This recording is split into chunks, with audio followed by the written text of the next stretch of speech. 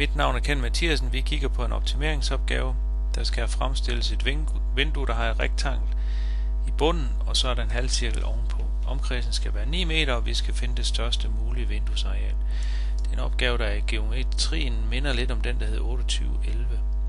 Jeg startede med at lave en figur af mit vindue, og det var noget med et rektangel, og så en halvcirkel ovenpå, og så ned her.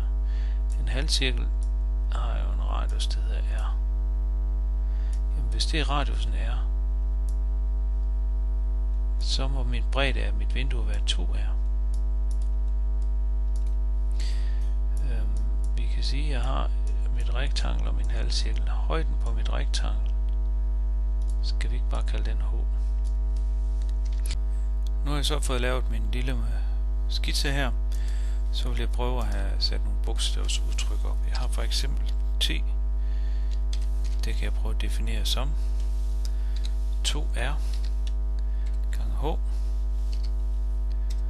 Og det er simpelthen arealet af rektanglet. Og så har jeg arealet af en cirkel. Det var pi gange R i anden. Og der skal vi bare lige være opmærksom på, pi gange R i anden, det var for en hel cirkel, det var kun for en halv cirkel, så det skal lige gange med 0,5. Godt. Og så ser vi, at det bliver rigtig fint ryddet op her.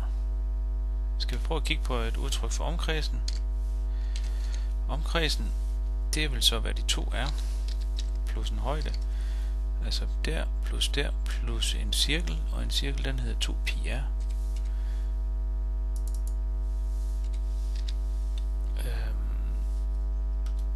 Ja, det er nemlig en hel cirkel, men det er jo kun en halv cirkel vi skal have. Så vi skal lige gange med en halv.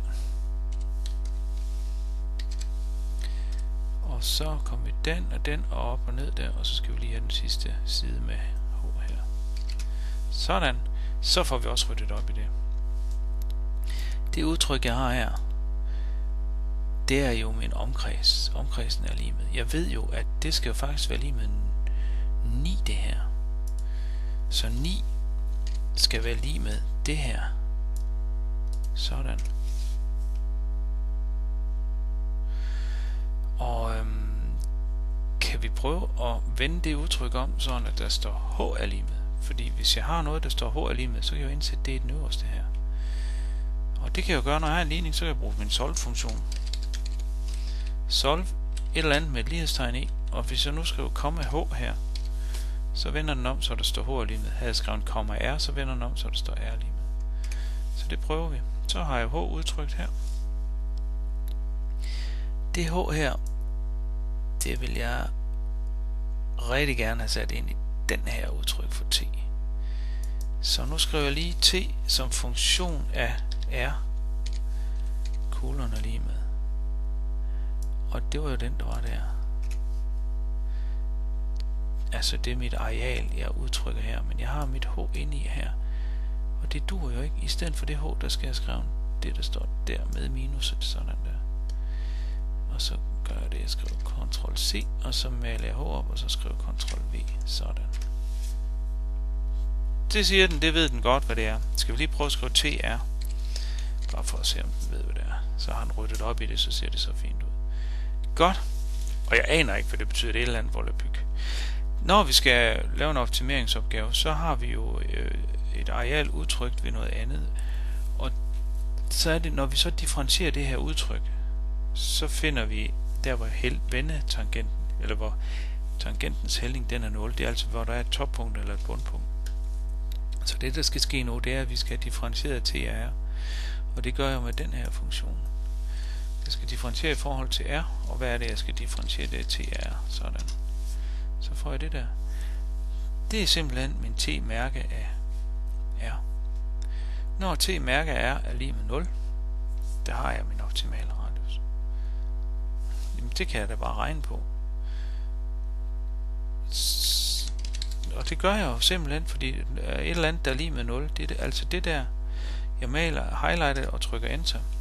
Det her, det skal være lige med 0. Når det der, det er lige med 0, så har jeg mit optimum.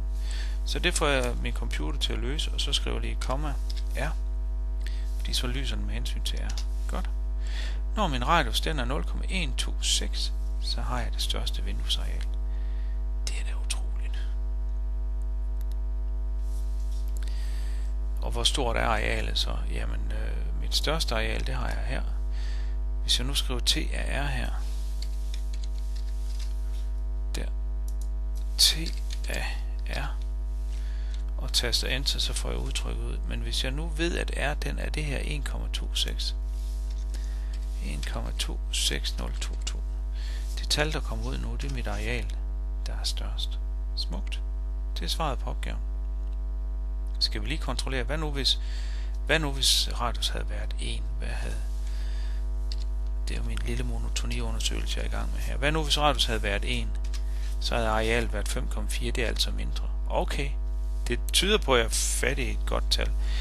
Hvad nu hvis radius havde været 1,5? Så var det også mindre. Kan I se det? Ved 1,26, der har jeg simpelthen det største. Så svaret på opgaven, det er 5,67.